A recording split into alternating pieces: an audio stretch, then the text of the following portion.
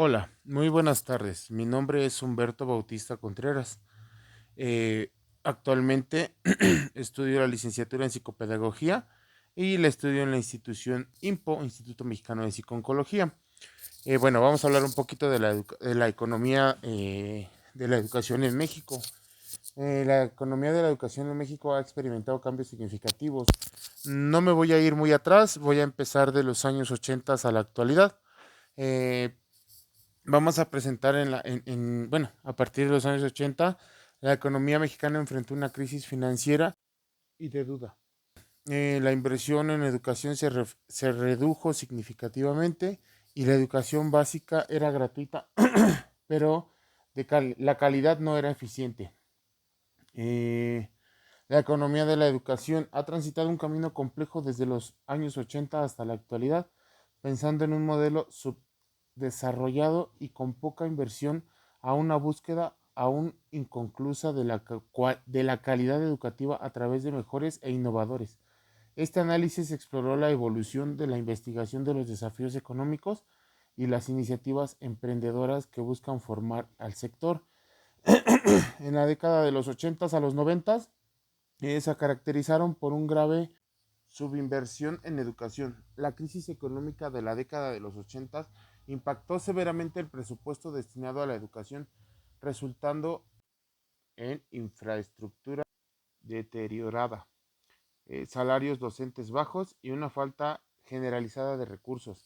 La calidad educativa se vio comprometida con altos índices de deserción escolar y una formación docente deficiente. La economía de la educación se encontraba en un estado de precariedad, reflejando la baja prioridad que se le daba al sector. La falta de inversión se tradujo en una baja productividad del capital humano, limitando el potencial del crecimiento económico del país. La reforma educativa y la apertura económica de los 90 a los 2000.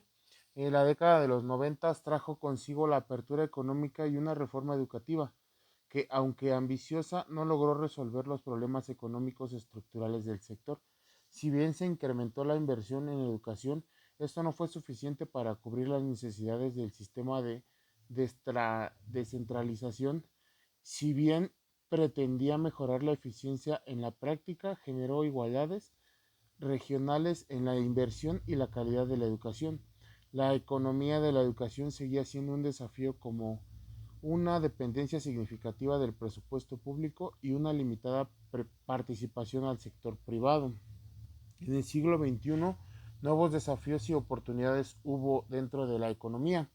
La globalización, la creciente demanda de educación superior y la necesidad de una fuerza laboral altamente calificada han puesto de manifiesto la importancia de invertir en capital humano. Sin embargo, la inversión pública en educación, aunque ha aumentado en términos nominales, sigue siendo insuficiente en relación con el PBI, no es cierto, con el PIB y con las necesidades del sistema. Las mejoras emprendedoras fueron las plataformas educativas en línea. Esto fue cuando en pandemia tuvimos en el año 2019 tuvimos una pandemia. Pues todas las escuelas se actualizaron a lo que fue el internet. Había muchas escuelas que no tenían internet y bueno, pues todas esas se innovaron porque pues tuvieron que meter la tecnología en las escuelas para poder seguir dando el servicio a los, a los estudiantes. Eh, en, Podríamos decir que en una conclusión, la economía en México ha evolucionado de un estado de subdesarrollo a una búsqueda activa de la calidad, impulsada por la necesidad de una fuerza laboral competitiva en un mundo globalizado. Si bien existen iniciativas emprendedoras que buscan mejorar la calidad educativa, es fundamental una mayor inversión pública, una mejor distribución de los recursos y una reforma integral del sistema que aborde las desigualdades y garantice el acceso a una educación de calidad para todos los mexicanos. El futuro de la economía mexicana depende en gran medida de la capacidad del país para invertir en su capital humano y construir un sistema educativo sólido y equitativo. Pues esto es todo. Muchísimas gracias y estamos al pendiente.